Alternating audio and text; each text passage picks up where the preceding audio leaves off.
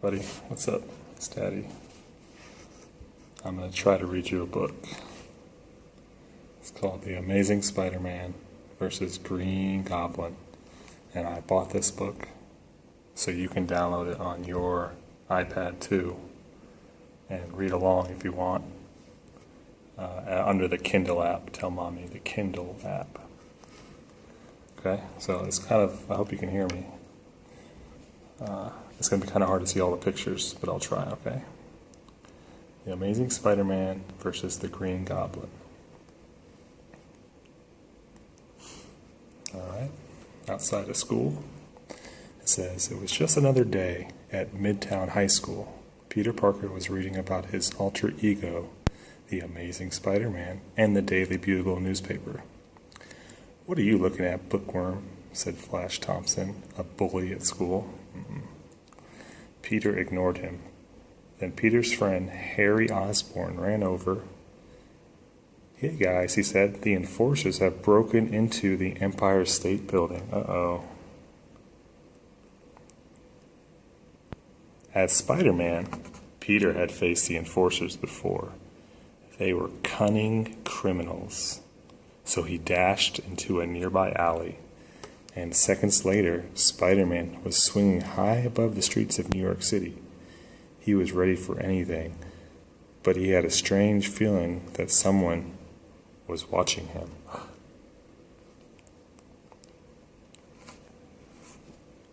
Spider-Man soon arrived at the Empire State Building. The enforcers were expecting him. Montana tried to snare Spider-Man with his lasso, but Spidey dodged the rope. I've never heard of Montana, but there he is. I've never heard of that guy. Next, Ox tried to throw a garbage can at the hero, but Spidey spun a web and stopped him. Then, Dangerous Dan threw a strange grenade at the web slinger, but it did not seem to harm him. Never heard of these guys.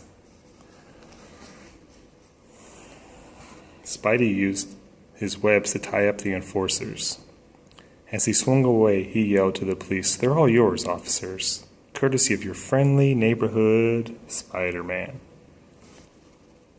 Peter changed back into his regular clothes. He felt like he was being watched. His spider sense usually warned him of any danger, but this time it didn't.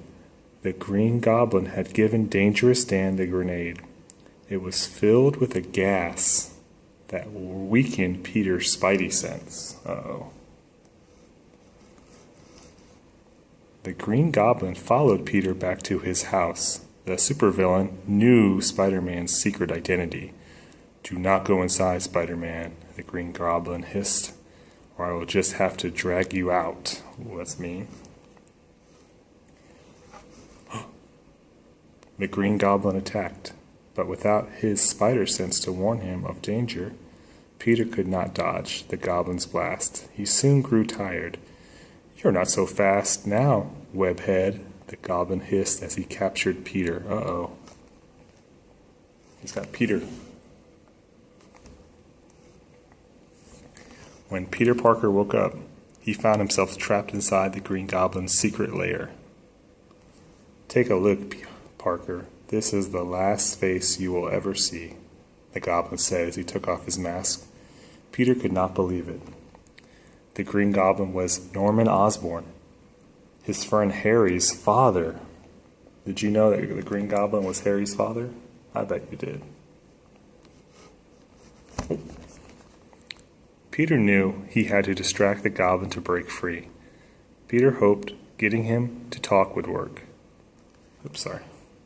"So how do you become a villain, Gobby? Did you win a green costume in a contest?" he said. That made Norman angry. "I will tell you how I became the Green Goblin," Norman said. "I was experimenting with a strange chemical formula. It suddenly turned green and exploded. The explosion gave Norman great strength. He decided to use his new powers to become the greatest costume criminal of all." Uh-oh. "And now it is time to defeat you forever," said the Goblin. He freed Peter so he could prove that the Green Goblin could beat Spider-Man. Peter put on his Spider-Man mask. It was web-slinging time. The Goblin threw a pumpkin bomb at Spider-Man. Did you forget the powers I possess? He said. Spidey spun a web at the Green Goblin's face. How could I forget? He said. You keep talking about them. Blinded by the web, the Green Goblin stumbled backward. He knocked over many vials of chemicals, causing a huge explosion. As the smoke from the explosion cleared, Spider-Man rushed over to the Green Goblin. Norman looked at Spidey, but he didn't recognize him. He didn't remember that Spider-Man was Peter Parker. Instead, he only asked about his son, Harry.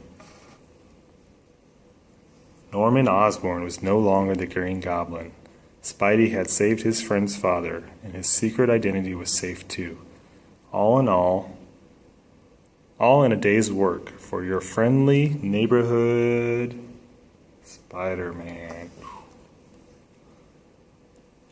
The end. So, you can read along, buddy, or you can just listen before bed. I love you very much. And tell Mommy what other books you want me to read. Or tell me. All right. Love you. Bye.